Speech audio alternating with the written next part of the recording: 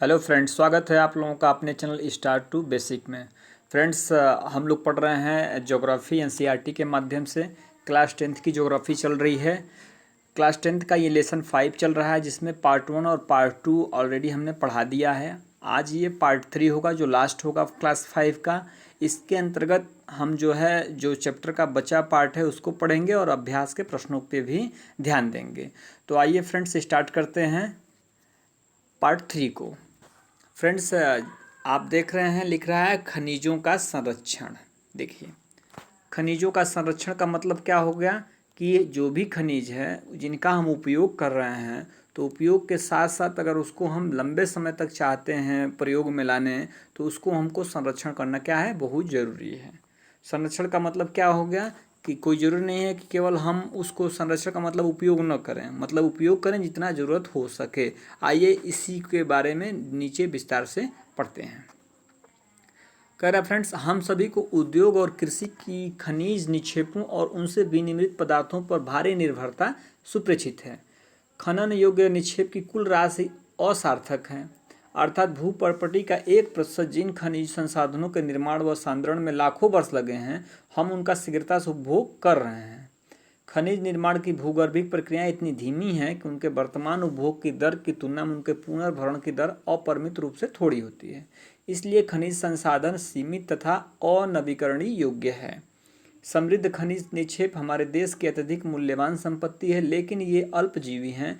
अयस्कों के सतत उत्खनन से लागत बढ़ती है, क्योंकि खनिजों के उत्खनन की गहराई को बढ़ने के साथ उनकी गुणवत्ता घटती जाती है। कहने का तात्पर्य ये है कि जो संरक्षण की बात है, तो देखिए, किसी खनिज को बनने में सैकड़ों वर्ष लग जाते हैं, और सैकड़ों वर्षों, करोड़ों वर्षों के बाद से एक परत बनती है, और उसका हम दोहन जो है लगातार कर रहे हैं। तो किसी भी खनिज के निर्माण में बहुत समय लगता है, तब जाके तो वो खनिज बनता है, और उसका हम जो उपभोग कर रहे हैं वो लगातार कर रहे हैं। तो उसी में समझदारी दिखाना है कि उनकी गुणवत्ता और उनको जो है आवश्यकता अनुसार ही इन खनिजों का क्या करें, उपभोग करें।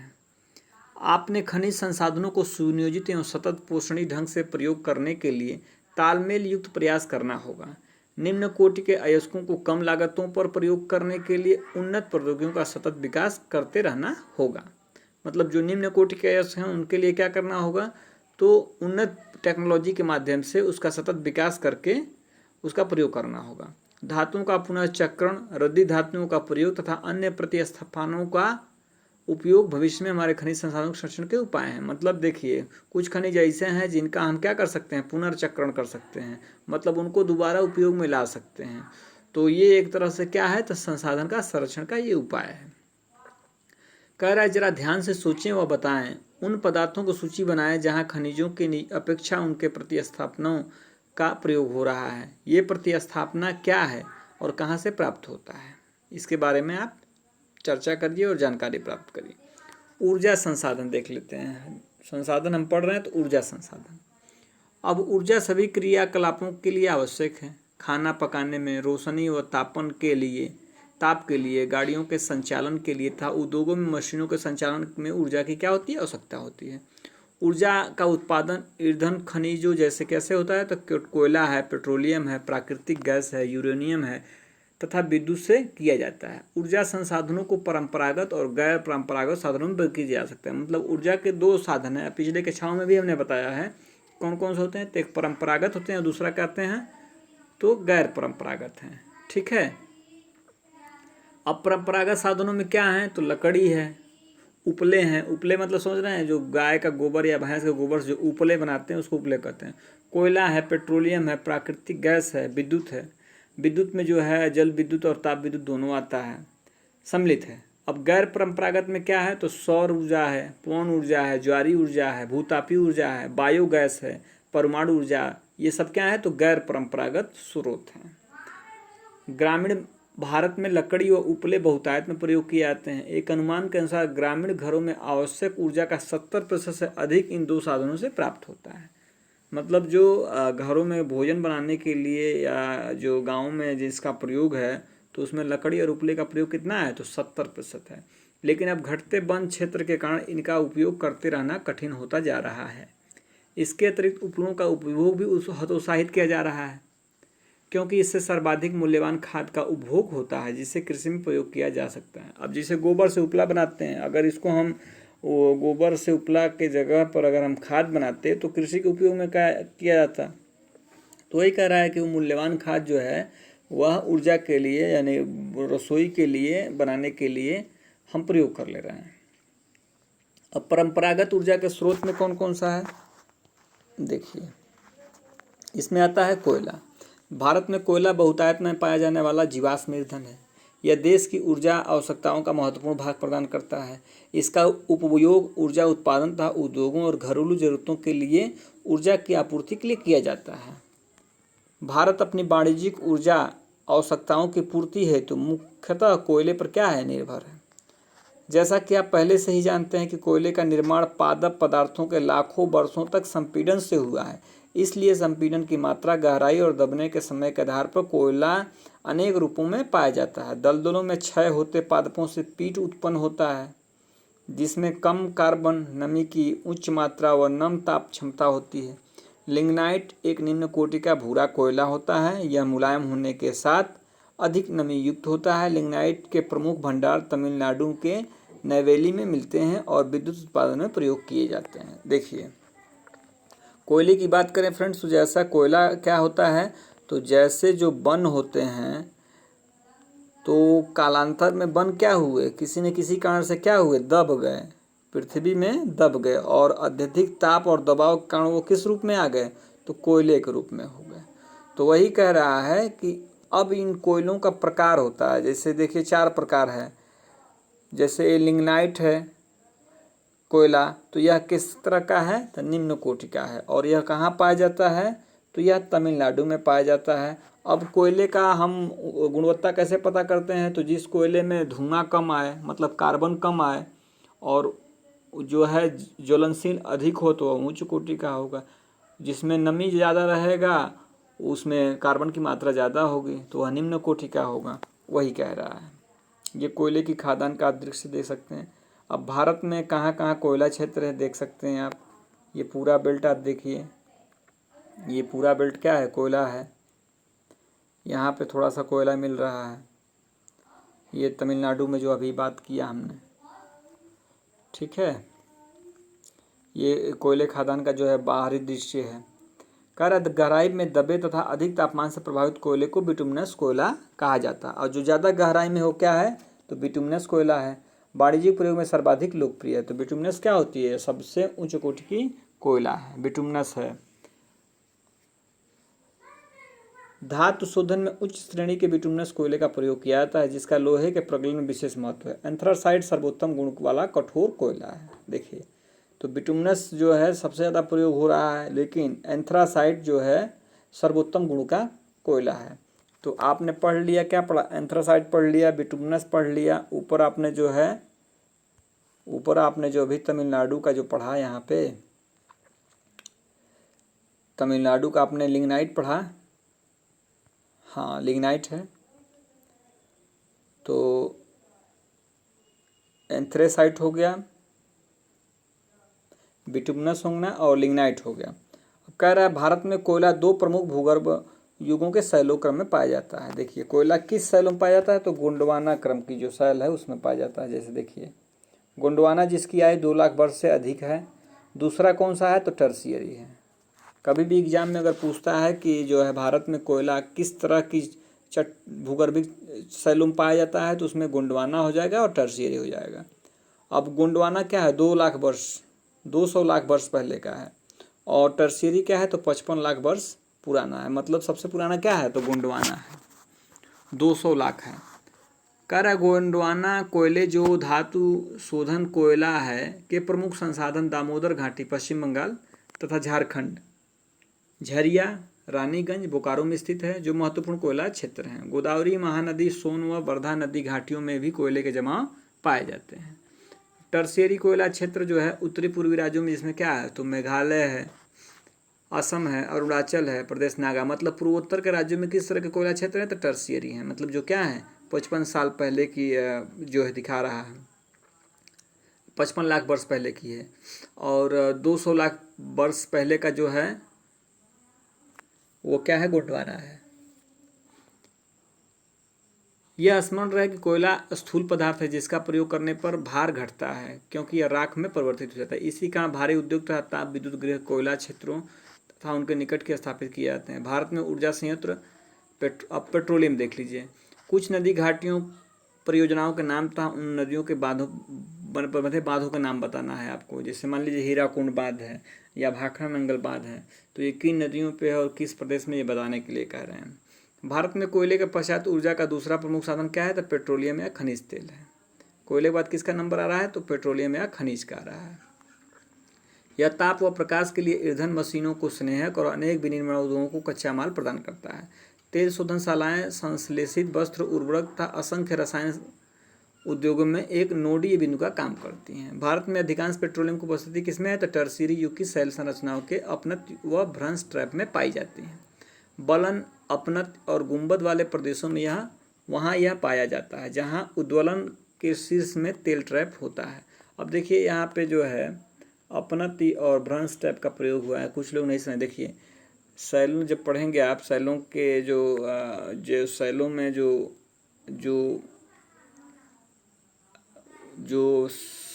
आगे के कक्षाओं में जब हम शैल पढ़ेंगे तो शैलों में जो संरचनाएं होती हैं उनमें जैसे ये अवनति और अपनति होता है इस तरह से।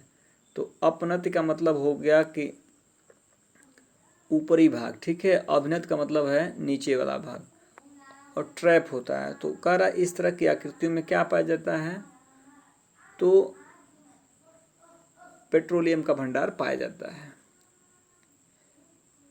कह रहा तेल धारक परत सनद चूना पत्थर, बलुआ पत्थर होता है जिसमें तेल प्रवाहित हो सकता है। मध्यवर्ती असंरंध्र परतें तेल को ऊपर उठने में नीचे रिसने से रोकती हैं।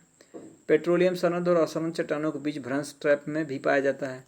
प्राकृतिक गैस हल्की होने के कारण क्या होती है, खनिज तेल के ऊपर पाई जाती है। भारत में मुंबई, हाई, गुजरात और असम प्रमुख पेट्रोलियम उत्पादक क्षेत्र हैं। भारत में पेट्रोलियम के कौन क्षेत्र हैं, तो मुंबई, हाई, गुजरात और असम जो है प्रमुख पेट्रोलियम क्षेत्र है। अब देखिए जहाँ पेट्रोलियम पाया जाएगा वहाँ प्राकृतिक गैस जरूर पाई जाएगी, क्योंकि प्राकृतिक गैस उसी पेट्रोलियम के ऊपर पाई जाती है। कारा मानचित्र में 3 प्रमुख अपतटीय तेल क्षेत्र चिन्हित करिए। अंकलेश्वर गुजरात का सबसे महत्वपूर्ण तेल क्षेत्र है। असम भारत का सबसे पुराना तेल उत्पादक है। डिगबोई जो है, नहरकटिया और मोरन हुगरीजन इस राज्य के महत्वपूर्ण तेल उत्पादक क्षेत्र हैं। प्राकृतिक गैस देख लीजिए। प्राकृतिक गैस एक महत्वपूर्ण स्वच्छ ऊर्जा संसाधन है जो पेट्रोलियम के साथ अथवा अलग भी पाई जाती है। इसे ऊर्जा के एक साधन के रूप में तथा पेट्रो रसायन उद्योग के एक औद्योगिक कच्चे माल के रूप में प्रयोग किया जाता है। कार्बन डाइऑक्साइड के कम उत्सर्जन के कारण प्राकृतिक गैस को पर्यावरण अनुकूलन माना जाता है, इसलिए यह वर्तमान शताब्दी का ईंधन है। गोदावरी कृष्णा नदी बेसिन में प्राकृतिक गैस के विशाल भंडार खोजे गए हैं। पश्चिमी तट के साथ मुंबई हाई और सन्निध क्षेत्रों की खंबात की खाड़ी में पाए जाने वाले तेल क्षेत्र संपूरित करते हैं। अंडमान निकोबार द्वीप समूह में महत्वपूर्ण क्षेत्र हैं जहां प्राकृतिक गैस के विशाल भंडार पाए जाते हैं। अब देखिए कह रहा 1700 किलोमीटर लंबी हजीरा विजयपुर जगदीशपुर, जिसको HVJ कहते हैं, गैस पाइपलाइन मुंबई हाई और वसीन की पश्चिमी उत्तरी भारत के उर्वरक, विद्युत व अन्य औद्योगिक क्षेत्रों से जोड़ती है। मतलब मुंबई हाई से गैस पाइपलाइन लगा करके इन क्षेत्रों को जोड़ा गया है। इस धमनी से भारत के गैस उत्पादों को संवेग मिला है। ऊर्जा व उर्वरक उद्योग प्राकृतिक गैस के प्रमुख प्रयोक्ता हैं। गाड़ियों में तरल ईंधन का संपीड़ित प्राकृतिक गैस जो CNG होता है, कंपोस्ट नेचुरल गैस जो है, जिसको संपीड़ित गैस कहते हैं, प्रस्थापित देश में लोकप्रिय हो रहा है। विद्युत का देख लीजिए। विद्युत के बाद से परमाणु,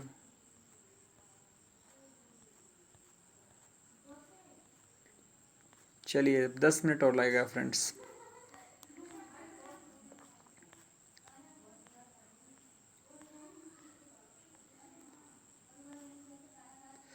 आधुनिक विश्व में विद्युत के अनुप्रयोग इतने ज़्यादा विस्तृत हैं कि इसके प्रति व्यक्ति उपभोग को विकास का सूचकांक माना जाता है। विद्युत मुख्यतः 2 प्रकार से उत्पन्न की जाती है। देखिए, प्रवाही जल से जो हाइड्रो टारबाइन चलाकर जल विद्युत उत्पन्न करता है, और दूसरा क्या है, अन्य जैसे कोयला है, पेट्रोलियम है, प्राकृतिक गैस को जलाने से टरबाइन चलाकर ताप विद्युत उत्पन्न की जाती है। एक बार उत्पन्न हो जाने के बाद विद्युत एक जैसी ही होती है। अब क्रियाकलाप कह रहा है कि कुछ नदी घाटी परियोजना का नाम बताइए। अब तेज बहते जल से विद्युत उत्पन्न की जाती है, जो एक नवीकरणीय योग्य संसाधन है। भारत में अनेक बहुउद्देशीय परियोजनाएं हैं जो विद्युत ऊर्जा उत्पन्न करती हैं, जैसे क्या है, भाखड़ा नंगल है, दामोदर घाटी है और कोपिल हाइडल की परियोजना है। ताप विद्युत कोयला में जो है क्या है, तो पेट्रोलियम तथा प्राकृतिक गैस के प्रयोग से उत्पन्न की जाती है। ताप विद्युत गृह और नवीकरणीय योग्य जीवाश्मी ईंधन का प्रयोग कर विद्युत उत्पन्न करते हैं। अपने राज्य के ताप विद्युत गृह की जानकारी का एकत्रित करिए। अब गैर परंपरागत ऊर्जा के साधन क्या हैं? तो ऊर्जा के बढ़ते उपभोग ने देश को कोयला, तेल, गैस जैसे जीवाश्मी ईंधन पर अत्यधिक निर्भर कर दिया है। गैस व तेल की बढ़ती कीमतों तथा इनकी संभाव्य कमी ने भविष्य में ऊर्जा आपूर्ति की सुरक्षा के प्रति अनिश्चितताएं उत्पन्न कर दी हैं। इसके राष्ट्रीय अर्थव्यवस्था की वृद्धि पर गंभीर प्रभाव पड़ते हैं। इसके अतिरिक्त जीवाश्मी ईंधनों का प्रयोग गंभीर पर्यावरणीय समस्याएं उत्पन्न करता है। अतः नवीकरणीय योग्य ऊर्जा संसाधनों जैसे सौर ऊर्जा, पवन ऊर्जा, ज्वारीय ऊर्जा, जैविक ऊर्जा तथा अवशिष्ट पदार्थ जनित ऊर्जा के उपभोग की बहुत ज़रूरत है। ये ऊर्जा क्या है? तो गैर परंपरागत स्रोत हैं। अब भारत धूप, जल तथा जीवभार साधनों में समृद्ध है। भारत में नवीकरणीय योग्य ऊर्जा संसाधनों के विकास हेतु बृहद कार्यक्रम भी बनाए गए हैं। परमाणु तथा आणविक ऊर्जा देख लीजिए। परमाणु अथवा आणविक ऊर्जा अणुओं की संरचना को बदलने से प्राप्त की जाती है। जब ऐसा परिवर्तन किया जाता है तो ऊष्मा के रूप में काफ़ी ऊर्जा क्या होती है? विमुक्त होती है और इसका उपयोग विद्युत ऊर्जा उत्पन्न करने में किया जाता है। यूरेनियम और थोरियम जो झारखंड और राजस्थान की अरावली पर्वत श्रृंखला में पाए जाते हैं। कहाँ पाए जाते हैं? देखिए एक ऑब्जेक्टिव बन गया। यूरेनियम और थोरियम कहाँ पाए जाते हैं? झारखंड और राजस्थान की अरावली पर्वत में पाए जाते हैं। का प्रयोग परमाणु अथवा आणविक ऊर्जा के उत्पादन में किया जाता है। केरल में मिलने वाली मोनोजाइट रेत में थोरियम की मात्रा पाई जाती है। केरल में क्या मिलता है? तो मोनोजाइट की रेत में जो है थोरियम की मात्रा पाई जाती है। भारत के मानचित्र में पर 6 परमाणु ऊर्जा संयंत्रों को अवस्थित देखिए तथा उनके राज्यों के नाम ज्ञात करिए। सौर ऊर्जा देख लीजिए। अब भारत एक उष्णकटिबंधीय देश है। यहाँ सौर ऊर्जा के दोहन का असीम संभावनाएं हैं। फोटोवोल्टाइक प्रौद्योगिकी द्वारा धूप की सीधे विद्युत में परिवर्तन किया जाता है। फोटोवोल्टाइक जो होता है क्या होता है? ये देखिए पैनल लगा है, इसी क्या बोलते हैं? Photovoltaic technology. भारत के ग्रामीण तथा सुदूर क्षेत्रों में सौर ऊर्जा तेजी से लोकप्रिय हुआ। कुछ बड़े सौर ऊर्जा संयंत्रों देश के विभिन्न भागों में स्थापित किए जा रहे हैं। ऐसी अपेक्षा है कि सौर ऊर्जा के प्रयोग से ग्रामीण घरों में पुलों तथा लकड़ी पर निर्भरता को न्यूनतम किया जा सकेगा। फलस्वरूप यह पर्यावरण संरक्षण में योगदान देगा। कृषि में खाद्य की आपूर्ति को भी पर्याप्त आपूर्ति होगी। क्रियाकलाप देख लीजिए। उसके बाद से है पवन ऊर्जा। भारत में पवन ऊर्जा के उत्पादन का महान संभावनाएं है। भारत में पवन ऊर्जा के फार्म विशालतम पेटी कहाँ है? तो तमिलनाडु है। नागरकोइल से मदुरई तक अवस्थित है। इसके अतिरिक्त आंध्र प्रदेश, कर्नाटक, गुजरात, केरल, महाराष्ट्र, लक्षद्वीप में भी क्या है? तो पवन ऊर्जा के फार्म हैं। नागरकोइल, जैसलमेर देश में भी पवन ऊर्जा क्या है? प्रयोग किए जाने लगे हैं। ये पवन चक्की आप देख सकते हैं। इसके नीचे क्या होता है? तो यहाँ ये पंखा चलता है तो यहाँ पे टरबाइन, इसके वजह से टरबाइन चलती है जिससे जो है बिजली पैदा होती है। बायोगैस देख लीजिए।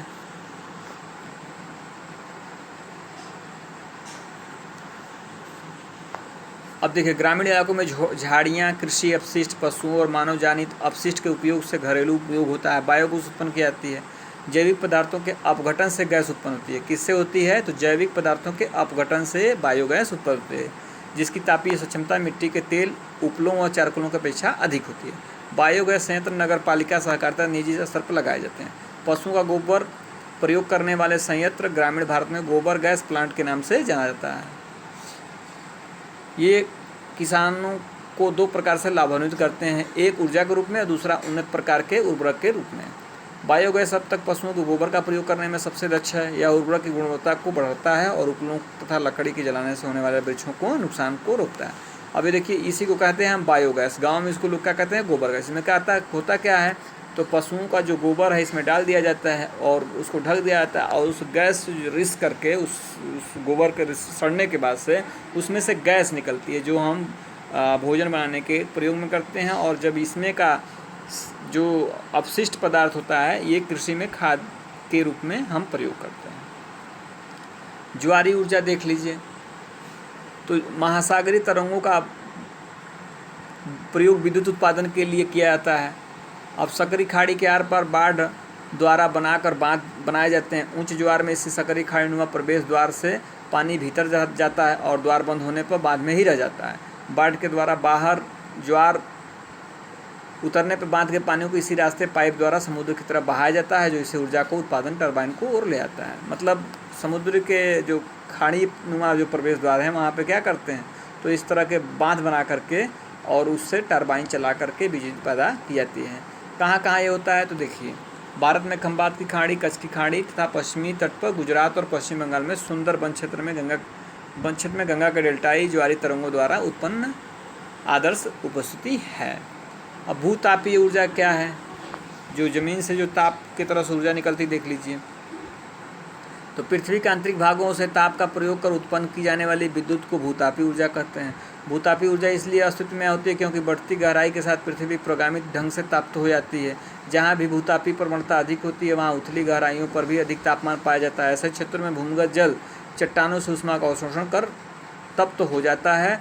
यह इतना तप्त हो जाता है कि यह पृथ्वी की सतह की ओर उठता है, तो यह भाप में परिवर्तित हो जाता है। इसी भाप का उपयोग टरबाइन को चलाने और विद्युत उत्पन्न करने के लिए किया जाता है।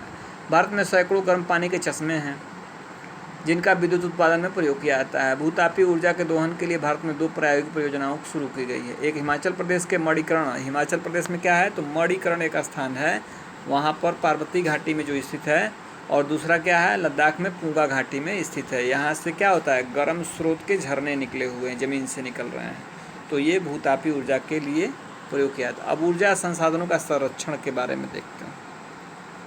कर आर्थिक विकास के लिए ऊर्जा एक आधारभूत आवश्यकता है। राष्ट्रीय अर्थव्यवस्था के प्रत्येक सेक्टर, कृषि, उद्योग, परिवहन, वाणिज्यिक व घरेलू आवश्यकताओं की पूर्ति के लिए ऊर्जा के निवेश की आवश्यकता है। स्वतंत्रता प्राप्ति के पश्चात क्रियान्वित आर्थिक विकास की योजनाओं को चालू रखने के लिए ऊर्जा की बड़ी मात्रा की आवश्यकता थी। फलस्वरूप पूरे देश में ऊर्जा के सभी प्रकारों का उपभोग धीरे धीरे बढ़ रहा है। इस पृष्ठभूमि में ऊर्जा के विकास के सतत पोषणीय मार्ग के विकसित करने की तुरंत आवश्यकता है। ऊर्जा संरक्षण की प्रोन्नत और नवीकरणीय ऊर्जा संसाधनों का बढ़ता प्रयोग सतत पोषणीय ऊर्जा के 2 आधार हैं। वर्तमान में भारत विश्व के अल्पतम ऊर्जा दक्ष देशों में गिना जाता है। हमें ऊर्जा के सीमित संसाधनों के न्याय संगत उपयोग के लिए सावधानीपूर्वक उपाय अपनाना होगा। उदाहरण के लिए एक जागरूक नागरिक के रूप में हम यातायात के लिए निजी वाहनों की अपेक्षा सार्वजनिक वाहनों का उपयोग करके, जब प्रयोग न हो रहा हो तो बिजली बंद करके, विद्युत बचत करने वाले उपकरणों के प्रयोग से तथा गैर पारंपरिक ऊर्जा साधनों के प्रयोग से हम अपना छोटा योगदान दे सकते हैं। आखिरकार ऊर्जा की बचत ही ऊर्जा का क्या है, उत्पादन है। तो फ्रेंड्स, इस तरह से ये चैप्टर समाप्त हुआ। आइए अभ्यास के बहुविकल्पी प्रश्नों को देख लेते हैं। कह रहा है कि निम्नलिखित में कौन सा खनिज अपक्षयित पदार्थ के अवशिष्ट भार को त्यागता हुआ चट्टानों के अपघटन से बनता है। तो फ्रेंड्स, इसमें हो जाएगा आपका बॉक्साइट। झारखंड में स्थित कोडरमा निम्नलिखित में किसके लिए है, तो अभ्रक के लिए है। निम्नलिखित चट्टानों में से किस चट्टान के संस्तरों में खनिजों का निक्षेप और संचरण होता है, तो तलछटी, जिसको अवसादी चट्टान कहते हैं, इसमें होगा। कारा मोनोजाइट रेत में निम्न में से कौन सा खनिज पाया जाता है, तो ये पाया जाता है थोरियम। कहाँ पे, केरल में। ठीक है, तो इस तरह से चैप्टर समाप्त हुआ। आशा है आप लोगों को वीडियो पसंद आया होगा। तो अगर वीडियो पसंद आया है तो चैनल को लाइक, सब्सक्राइब और वीडियो को शेयर करना ना भूलें। मिलते हैं अगले वीडियो में, तब तक के लिए नमस्कार, धन्यवाद।